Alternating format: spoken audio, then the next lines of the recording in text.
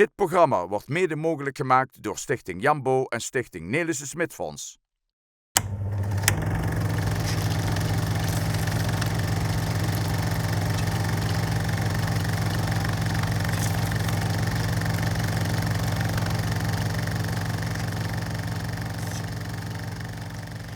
In het kader van de 80-jarige bevrijding van Overloon en Venray in oktober besteden we in Venray van Toen in de komende maanden aandacht aan een serie getuigenverhalen van burgers uit de regio.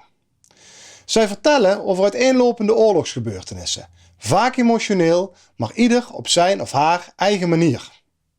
Helaas zijn deze burgers al overleden, maar hun getuigenissen zijn bewaard gebleven. Kijkt u mee naar een indrukwekkend verhaal.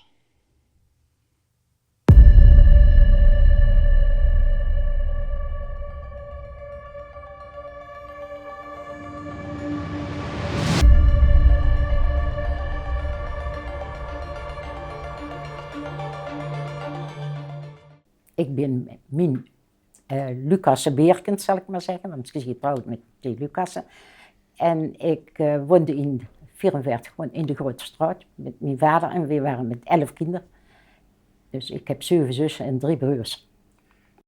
En hoe oud waren het toen? Ik ben van 25, dus ik was 19. En moeder was er al? Die is in 1941 gestorven. Ja, ik denk dat hij het er heel erg zwaar met gehad heeft. Maar als vader was nogal hij had meestal goede zin. Als regel had hij zo'n goede zin. En was deze zanikte niet erover. En wij met z'n allen hebben het eigenlijk toch zo wel gered. En in de oorlog was het natuurlijk moeilijker. Ik bedoel, dat was voor iedereen. Maar dat moest er moeilijker om extra eten te komen en zo wat. Op een gegeven moment kwamen er Duitsers, steeds meer Duitsers in Venray. Kunnen iets vertellen? Hadden jullie er last van? Waren ze brutaal? Ik weet nog dat we een kwartiering hadden, dat was een blonde Duitser, zal ik zeggen. Dat hij een kamer boven en dan kwam 's middags, we zaten aan de tafel.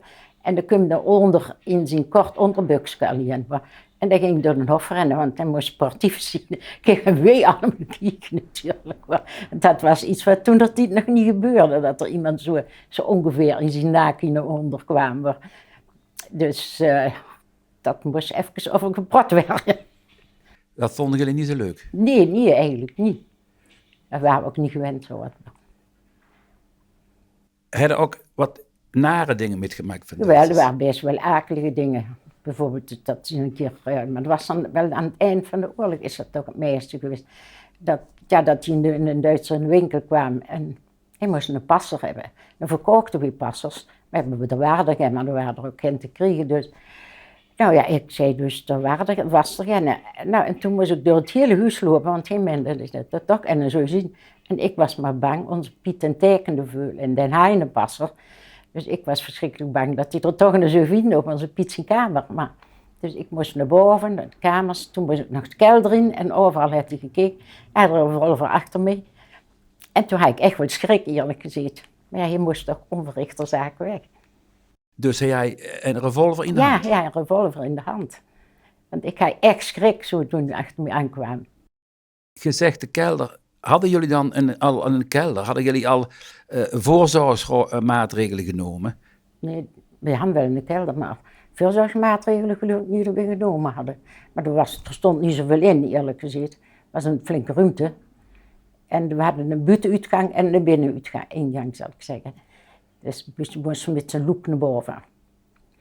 Kunnen misschien de kelder omschrijven door te zeggen hoe dat eruit zag en wat je daarmee gedaan hebt? We zien, dat was een grote ruimte, dus, en er waren wat schappen hier en daar aan de muur natuurlijk. En daar hebben we dus matrassen op de grond gelegd. 1 bed hebben we erin gezet voor ons vader, dat weet ik wel, een 1-persoonsbed. Ja, en voor de rest waren we dan van plan op de grond te liggen, op de matrassen, want verder kostte niet, daar hadden we geen ruimte voor. En toen moesten de bedden aan leggen. Maar dan is nog dat bombardement gekomen en toen we gaan al evacuees, hebben we toen een paar dagen voor het bombardement. En daar hebben we de matrassen in de huiskamer op de grond gelegd. Dus die sliepen al in de huiskamer, zal ik zeggen. En we hadden nog de keuken over waar we kunnen wonen. Betekende dat dus, jullie met je groot gezin ook nog evacuees uit de regio had? Ja, uit Vierlingsbeek en uit Overloon. 4 uit Vierlingsbeek en 5 uit Overloon. Net voor 12 oktober zal ik zeggen. Iets dieper en toen zijn we dus ook later de kelder ingegaan. Kun je omschrijven wat je toen hebt metgemaakt toen dat bombardement was? Ja, dat was heel akelig. Ik was aan het helpen aan het koken voor de evacuees bij Poels in de slachterij. En toen zijn er granaatvuur geweest. En toen ben ik naar huis gegaan, want ja, dat was bij de buren, dus ik zat vlak bij huis. En daar zou ik iets gaan malen, dat weet ik wel, voor in die soep of net wat er gekookt moest worden.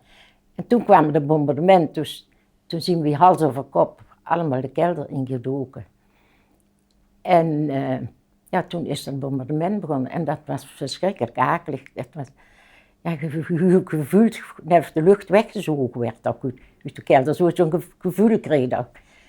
En het werd pikdonker, je zag geen hand voor ogen meer. En dat heeft zo toch een tijdje geduurd en toen zachtjes aan begon het op te kloren. En toen denk ik dat we allemaal ook wel wat erg smerig gekeken hebben, want het was een en al stof. Hoor. En je hoorde het weer aan zo'n glazen dak achter het huis, dus dat hoorden we invallen. En ja, we hoorden overal geluiden van vernieling in ieder geval. Met hoeveel man zaten toen in de kelder toen dat bombardement er was? Ik denk met 2 of 23. We zaten maar ergens net hoe het ging, op de knieën, op de grond, net waar ergens een plaatsje voor was. Want we waren allemaal erin gedoken. Ik weet dat we ook en van de straat af erin gekomen is. Dat weet ik niet geweest, dus ik heb hem ook nooit meer gezien. Maar... Was er angst in de kelder? Toen? Ja, het was heel erg angst. Je kon ze voelen gewoon, dat iedereen heel bang was. Hoe uiten de mensen hun angst? Wat doen ze dan? Het was doodstil, we waren allemaal doodstil. Ik geloof dat we niks gezien hebben, totdat het de dingen omhoog ging, tot het stof optrok. En als ze de bommen hoorden vallen, werden dan gebid of zo? Ja, onze Joost, de jongste, dan riepen een keer, we moeten bidden, we moeten bidden. Ik denk dat we het wel gedaan hebben, maar dat weet ik niet. Ik denk het wel. Plotseling, toen jullie in de kelder zaten, hoorden jullie een stem boven. Wie was dat? Oh, dat was een zus van mij. Die was Con Piels eigenlijk. Ons die werkte bij Piels in de winkel. En toen kwam Dan over de puin, door de keukendeur. Ik moest dan aan de kelderdeur komen en toen riep hij nog onder, leefden jullie allemaal nog? En toen kon je even opveren, want er riep eens iemand is. En zei, ik kom jullie doorbrengen, zei hij. En die kwam al struikelend van de trap af voor en al schreeuwend kwam die de kelder in. Dus die was blij dat ze weer thuis was. Hoor. Wat had je ze metgemaakt? Die was bij, tussen Piels en Kamps in, ik denk dat er een verbindingmuur was of iets. Die was daar in de kelder en daar is mevrouw Kamps is daar omgekomen in de kelder. Dus daar waren ze allemaal bij. Hoor. Dat was natuurlijk voor zo'n jong mechje heel akelig. Was er ook een voltreffer gevallen? Ja, ik denk het wel. Dat denk ik wel. En toen stond vader buiten, wat zei hij toen? Ja, toen stond hij buiten en ik keek eigenlijk door ons huis heen. Keek hij, goh, zei hij, dat huis verkopen ze weg. Maar ik keek wel door zijn eigen huis heen of hij dan nou... Ik denk dat er gewoon geen erg in had, dat hij gewoon door zijn eigen huis heen keek, dat dat ook weg was, dat stuk. Was helemaal weg? Ja, dat eerste stuk was weg. En wat was er nog overgebleven van het huis? En in de keuken kozen we in, naar boven, even denken, nee, ik geloof niet dat we nog boven konden komen. En vuur we aan vuurde, en zo'n kamertje nog en een kantoor, en daar kozen we nog in ieder geval. En we hadden dus, om de deur naar buiten af te sluiten, hebben we een grote glaskisten. Ik weet niet of je die nog kent. Een hele grote kist, die hebben we tegen de deur, tegen het gat gezet, laten we het zo zeggen. Om een beetje een afsluiting te hebben. Op dat moment zat hij dus in de kelder. Maar bracht je toen veel tijd door in de kelder? Was het in de kelder, uit de kelder? Of hoe werkte dat? Ik denk dat we zijn toen eerst eens naar buiten gegaan. En dus, ja, ik denk eens even rondgekeken hebben wat er gebeurd was. En toen zijn we in de kelder aan, ik denk dat we waren met een hoop vrouwen, dus we zijn aan het opruimen gegaan om plaats te maken, want we moesten voor het allemaal in de kelder leven. Dus ik denk dat we een beetje aan het opruimen gegaan zijn, hoe we de bedden zouden maken, hoe hoe we er met 20 man in moesten liggen. Wa. Want toen was het kelderleven Toen begonnen. begon het kelderleven, ja. Toen begon het kelderleven. We hadden nog de pomp in de keuken kosten we nog gebruiken. Maar hoe doe je dat dan met zoveel man in de kelder? Met dat slopen en zo, hoe werkte dat? Overdag zetten we de matrassen tegen de muur, zetten we ze rechtop. En 's nachts dan was de hele vloer bezaaid met matrassen. Dus als je naar de wc moest, dat was dan op een emmer, dan moest je over de bieren van de ander heen schavelen om er te komen in de nukske. Want het was aan en aan bier en kop, net hoe het noemen wilt. We hadden een emmer staan in een hoekje en een van de evacueesten sliep er toevallig neer. Net was waarschijnlijk zijn plastic naar een knipkat. Kent u nog zo'n knipkat? Ja, en daar moest je dan riepen we Gerrit knippen. En dan moest je met de knipkat aan het werk en dan kostte weer iemand aan het schravelen om erbij te komen. Ja, en als het klaar was, dan kost je even uitscheiden. Dus Gerrit moest met de knipkat Met de bijlichten. knipkat bijlichten, ja. En dat was af en toe dan misschien toch nog een beetje hilariteit. Ondanks de Heel ellende. zeker. En er werd natuurlijk groep getreden in bier en getreden of daar. Maar dat ging niet anders. En overdag kosten we buiten. We hadden een wc buiten en daar kosten we ook. En s'avonds ook nog, ik zeg, zolang het licht was, ging dat, kostte daarin. Als je tenminste heel vlug werd. Want je moest, omdat er nog granaatvuur was altijd. Dus je moest echt heel vlug zien. Even rennen en dan weer duiken. In de kelder was het toen eensgezindheid. Ja. Ja. Hoe moet ik dat zien? Nou, ik weet niet, je doet van elkaar wat je kost doen. En dan was geen ruzie. Nee, het was echt. Maar je werd angstig, je werd toch in een andere stemming als normaal was. Het was allemaal anders. En eten? Ons vader en Jan van Heuvel van Villingsbeek, die gingen 's middags met hier om 6 uur smeet ons vader die loek omhoog, want ik denk dat het wel een beetje bedompt geworden is. En dan gingen die achter in de hof bij de buren en overal erachter. En het was in de tijd dat de appels vallen waren. Dus die hadden nomen een man met die gingen appels halen en er was al vrij gauw dat er bij een bakker gebakken werd.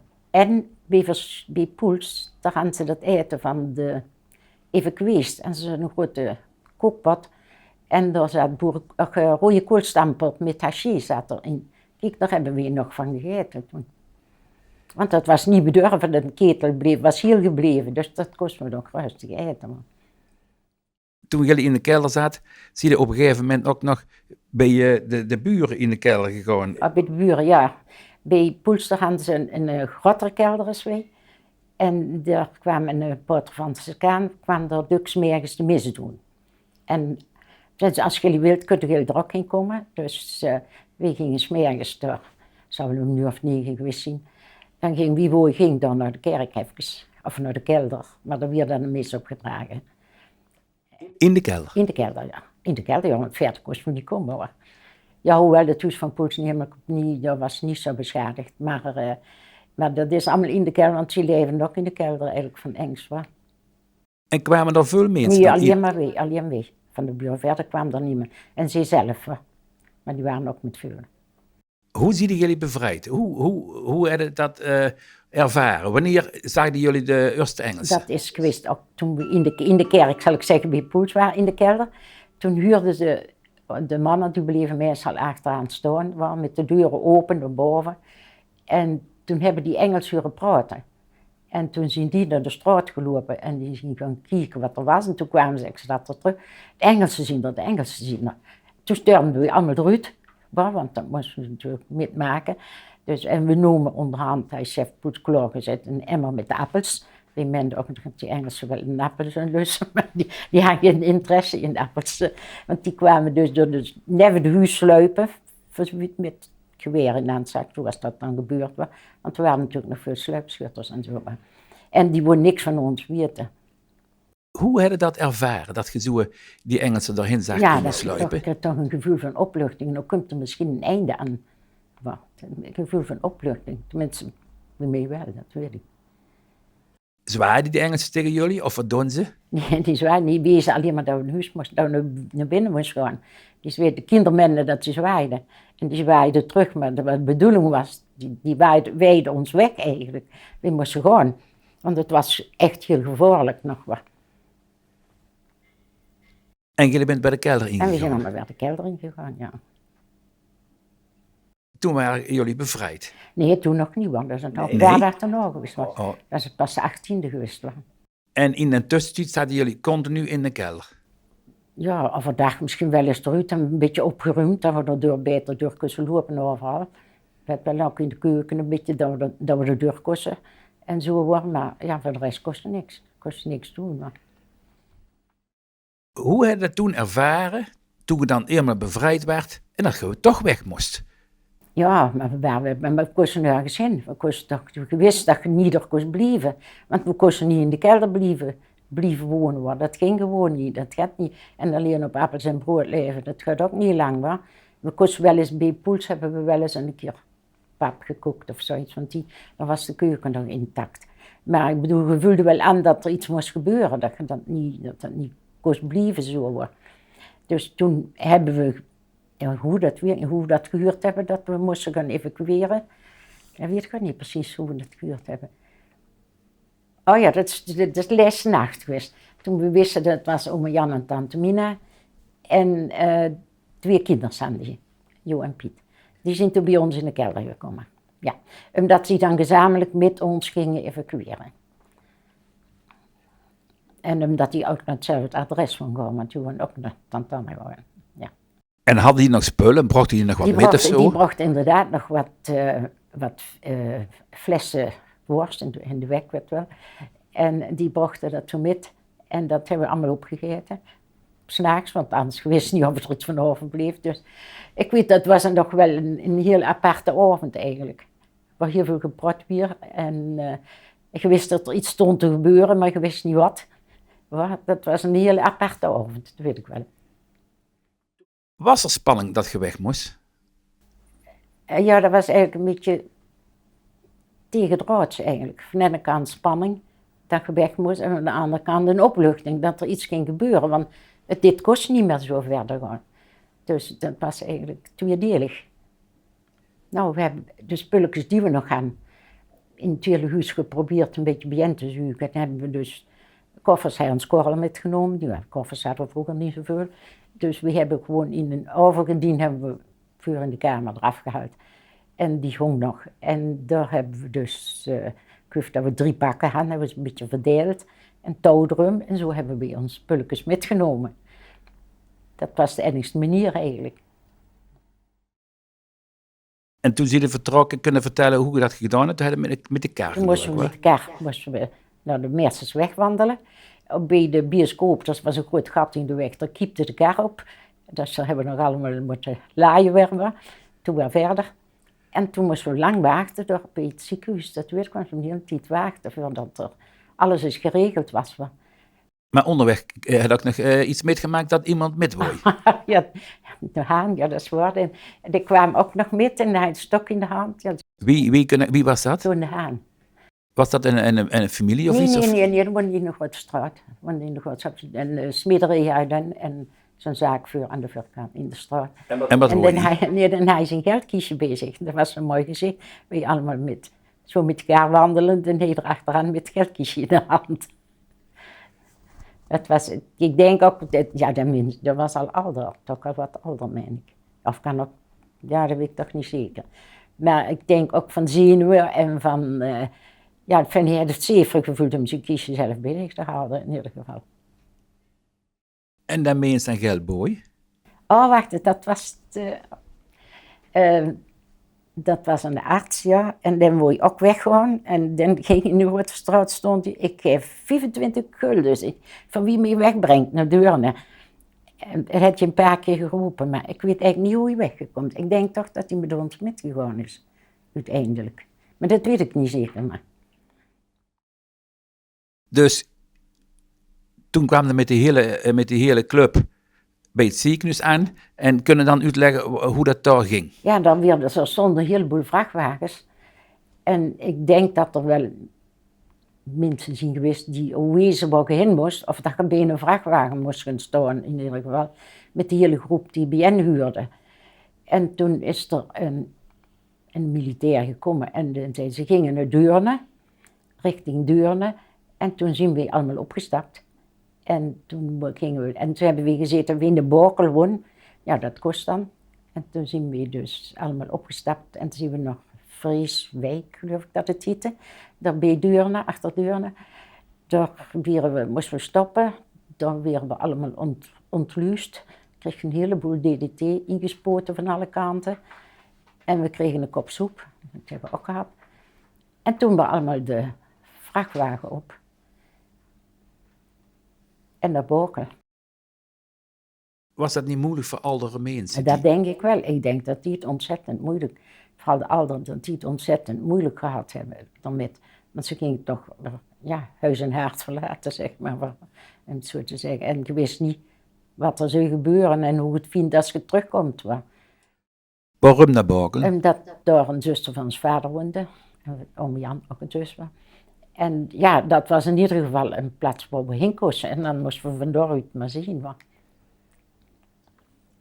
En werden daar goed ontvangen? En dan werden we heel goed ontvangen. Ik weet dat tante Anne heel blij was toen ze ons zag. Want je hebt misschien al lang gedacht dat we er niet meer waren. Want die wist ook niet hoe het in Venray ging verder. Hoe dat gegaan had. Maar nee, ik kan me herinneren dat hij heel erg blij was dat ze ons zag.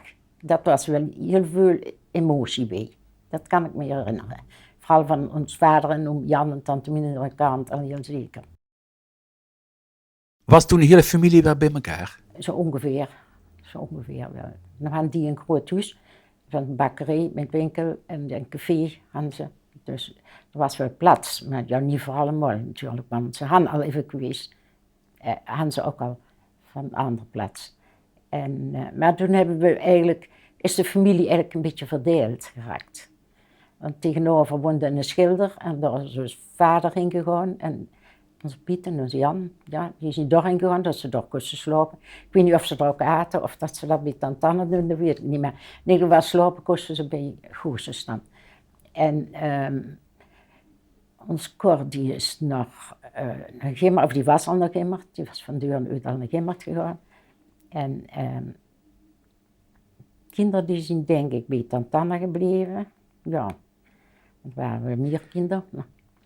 Kunnen zeggen dat je toen eigenlijk van een grote elend verlost werd, dat jullie bij zo'n familie terecht want waar je goed ontvangen werd? Jawel, dat wel, want je wist eigenlijk nog niet hoe het zou gaan allemaal. Nee, maar we zijn daar goed ontvangen en we moesten wel verdeeld worden, want het had geen plaats door allemaal te zien, dat ging gewoon niet. Daarbij werd de café ook nog gevorderd door de Engelsen, dus daar gaan ze ook al niks meer aan, die ruimte. Want daar zaten de Engelsen later in, daar zat de medische staf in. Dus, en we zijn dus met 4 meisjes in het dorp bij de drogist, was dat.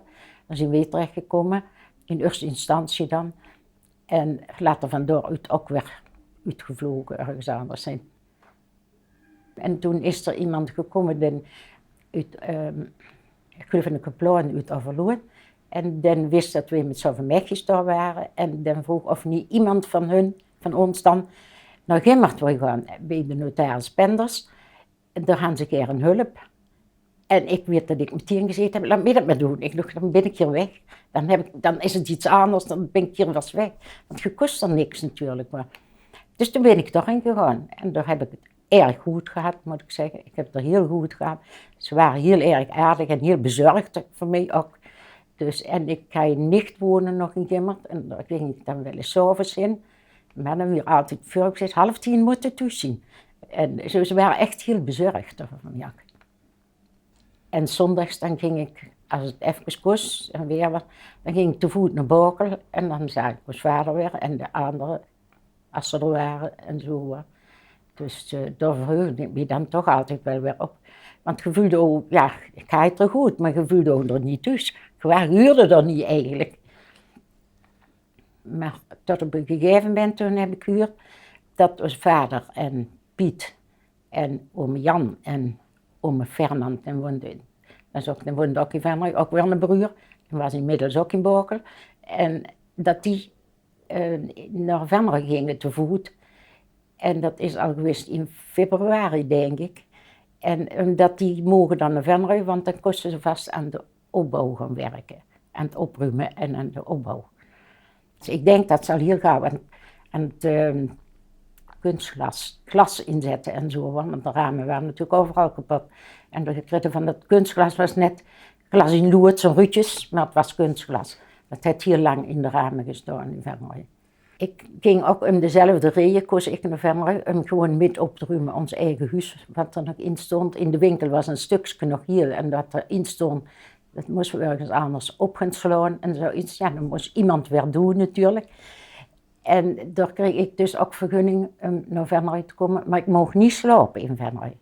Ik mocht in Duurne gaan slapen. Daar had ik een adres waar ik kon gaan slapen. Maar overdag mocht ik in Venray zien en dat is eind maart geweest. Ongeveer bij de Poortskerk, daar werden we gecontroleerd en dan kon ik doorgaan. Ik denk dat ik te voet gegaan ben altijd. Nou, dat lukt me wel, want de fiets hadden we niet meer. Dus. Maar aangezien de Lucas bij de ordendienst was, dat liet me wel door. Waarom?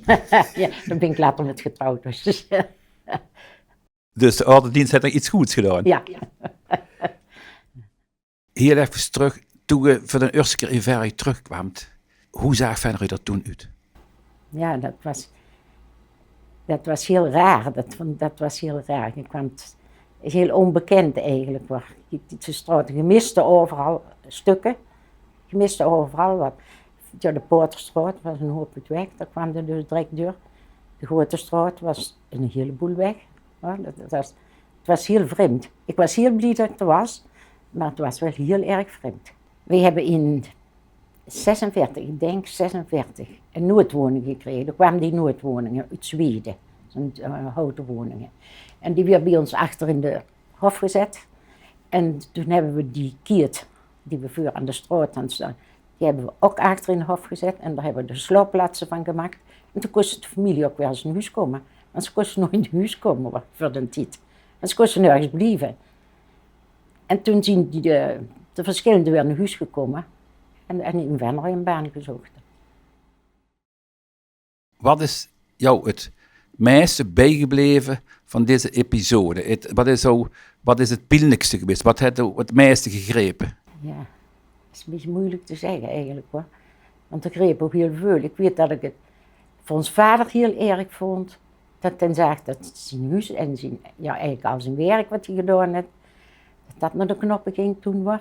Dat weet ik wel dat ik toch wel bij stilgestaan heb. Dat ik dat heel erg vond.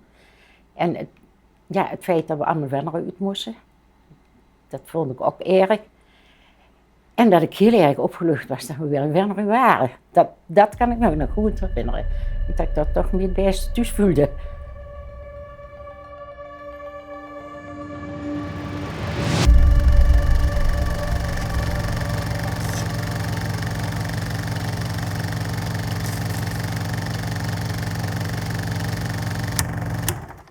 Dit programma wordt mede mogelijk gemaakt door Stichting Jambo en Stichting Nelissen Smit Fonds.